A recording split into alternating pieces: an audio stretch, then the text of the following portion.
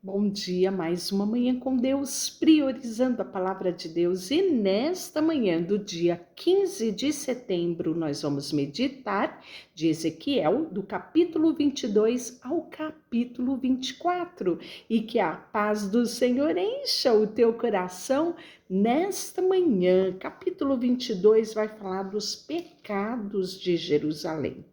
Recebi esta mensagem do Senhor, filho do homem. Você está preparado para pronunciar julgamento contra Jerusalém, esta cidade de assassinos?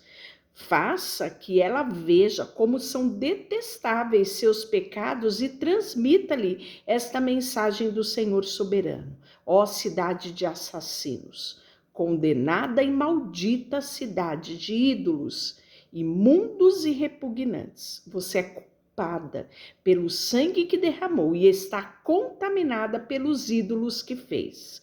Seu dia de castigo se aproxima, você chegou ao fim e os seus anos, e farei de você objeto de zombaria ao mundo inteiro. Ó cidade infame, cheia de confusão, povos distantes e próximos zombarão de você. Interessante que aqui Deus pergunta ao profeta se ele estava pronto. Pronto para quê? Para pronunciar esta profecia, porque ela é uma profecia difícil, uma profecia pesada, não é? Era profetizando sobre o seu próprio povo, não é? Então, eu acredito que quando o profeta abria a boca para trazer essa sentença e chamar Jerusalém de cidade culpada, cidade infame, né? Cidade de assassinos. Como isso deveria doer no profeta, não é? Mas todo líder de Israel que vive dentro dos seus muros está decidido a derramar sangue. Pais e mães são tratados com desprezo, estrangeiros são obrigados a pagar por proteção, órfãos e viúvas são oprimidos em seu meio. Você despreza as minhas coisas santas e profana o meu sábado. Pessoas acusam outras falsamente e condena-as à morte. Em seu meio há idólatras, a gente que faz coisas obscenas, homem que tem relações sexuais com a esposa do seu próprio pai e se impõe sobre uma mulher menstruada. A quem cometa adultério com a esposa do seu vizinho. Então Deus aqui fala de quão detestável era o pecado deste povo perante ele. E não oculta nada ao profeta e manda o profeta pronunciar a sentença contra o seu próprio povo, não é?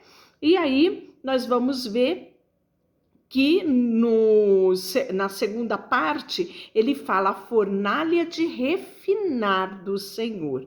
Olha só, então recebi a mensagem do Senhor, filho do homem. O povo de Israel é coisa desprezível do homem. O povo de Israel é desprezível, sem valor. O que resta depois de fundir a prata são refúgio, uma mistura inútil de cobre, estanho, ferro e chumbo.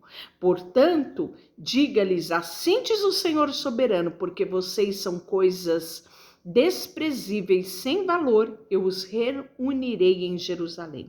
Como prata, cobre, ferro e chumbo e o estanho são derretidos na fornalha, assim eu os derreterei com o calor da minha ira ardente. Eu os reunirei e soprarei sobre vocês o fogo da minha fúria, e vocês derreterão como prata derrete no calor intenso. Então saberão que eu sou o Senhor, que derramarei sobre vocês a minha fúria. E aí ele vai apontar os pecados dos líderes de Israel. Recebi outra mensagem do Senhor, filho do homem, transmita essa mensagem a Israel. No dia da minha indignação, vocês serão como uma terra contaminada, uma terra sem chuva. Sacerdotes que não guardaram a minha lei e profanaram as minhas coisas santas. Não fazem distinção entre o sagrado e o profano, e não ensinam o meu povo a distinguir entre o cerimonialmente puro e o impuro. Desrespeitam o meu sábado, de modo que eu sou desonrado no meio deles. Seus líderes são como lobos que despedaçam as vítimas, destroem vida das pessoas por dinheiro. Seus profetas encobrem tudo isso com visões falsas e previsões mentirosas. A gente já viu falar tanto dessa realidade, não é?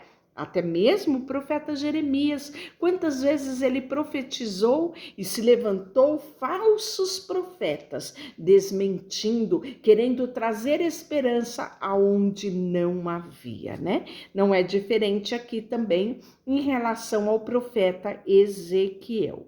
E aí vem o texto, né, do capítulo 22, versículo 30, que fala assim: procurei alguém que reconstruísse o muro que guarda a terra, que se pusesse na brecha para que eu não a destruísse, mas não encontrei ninguém.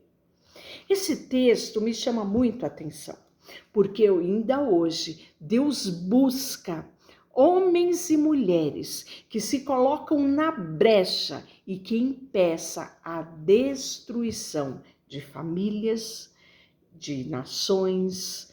E isso mesmo, da mesma forma que Deus procurou alguém que se colocasse como guarda, como proteção, como intermediador, como alguém que se colocasse na brecha e ele não encontrou. Ele também busca hoje em mim e você, homens e mulheres, que se posicionem como servos do Deus Altíssimo. Servos do Deus Altíssimo que não tem a sua confiança aqui na terra, mas sim no Senhor. Deus quer que confiemos nele tudo que somos e tudo que temos. Ele quer que ele seja a coisa mais importante da minha vida e da sua vida. Quando ele for a coisa mais importante para você, você está pronto para se colocar na brecha pela vida de outras pessoas e evitar que a destruição entre na sua casa, na sua família, na sua parentela e na sua nação.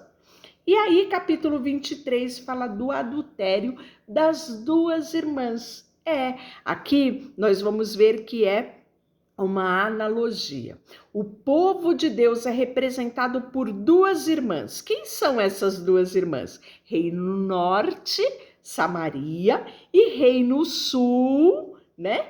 Judá. Então, nós vamos ver Samaria como capital de Israel, Reino Norte, e nós vamos ver a outra irmã, que é Jerusalém, capital de Judá, Reino Sul.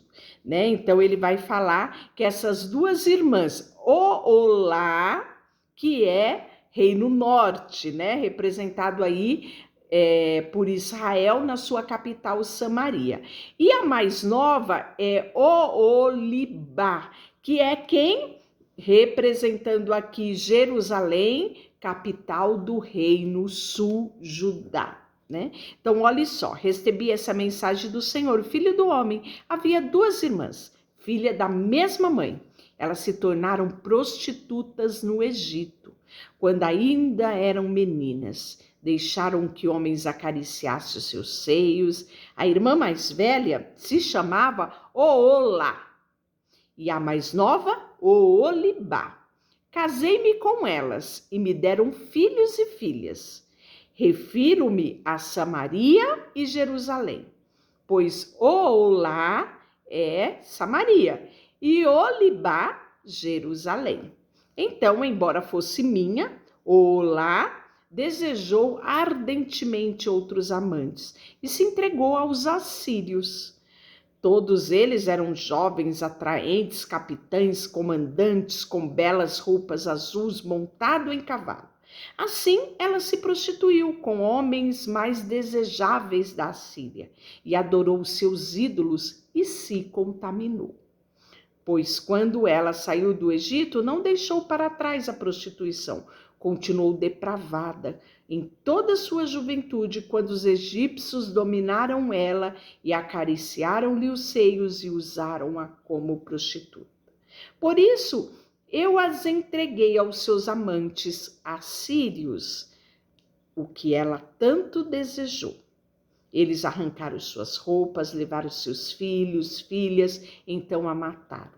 Depois que ela recebeu esse castigo, sua reputação tornou-se conhecida por todas as mulheres da terra. Contudo, embora Olibá tenha visto o que aconteceu à sua irmã Oolá, seguiu pelo mesmo caminho. Na verdade, foi ainda mais depravada e se entregou aos desejos da prostituição. Cobiçou os assírios, os capitães, comandantes, nos seus uniformes, montada em cavalo, jovens e atraentes. Vi que estava se contaminando como a sua irmã mais velha. E aí ele continua dizendo que aí veio quem? Os vestidos com oficiais, né? Então, nós podemos ver que levou ela à prostituição ainda mais longe, né? Que aí nós temos a figura do quê? Dos babilônicos, né? Que vai vir e trazer também destruição da mesma forma que os assírios. Então, entregou-se, porém, à prostituição ainda maior. Lembra-se da sua juventude, quando era prostituta no Egito, desejou amantes, né? Olibá, você reviveu a depravação da sua juventude no Egito, quando permitiu que os seus seios fossem acariciados. E aí, o Senhor vai julgar Olibá e depois vai julgar, né, a sua irmã. É isso que traz no capítulo 23, falando sobre esta questão, né?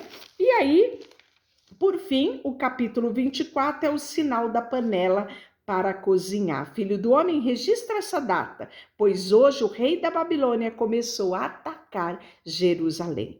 15 de janeiro, durante o 9º ano do exílio do rei Joaquim, né? Então aqui ele vai falar sobre essa panela de cozinhar, ela está falando de quem? De Jerusalém, né? E seus habitantes, ele fala como carne e ossos selecionados por Babilônia, que comeria a carne e os ossos. Triste, não é? Deixa eu orar por você, Senhor, nesta manhã. Queremos colocar o nosso coração diante de Ti. Sabemos que só em Ti há vida e vida em abundância. Por isso, Senhor, nós queremos ter o nosso coração sensível para ouvir a Tua voz. Deus, nós queremos confiar apenas no Senhor.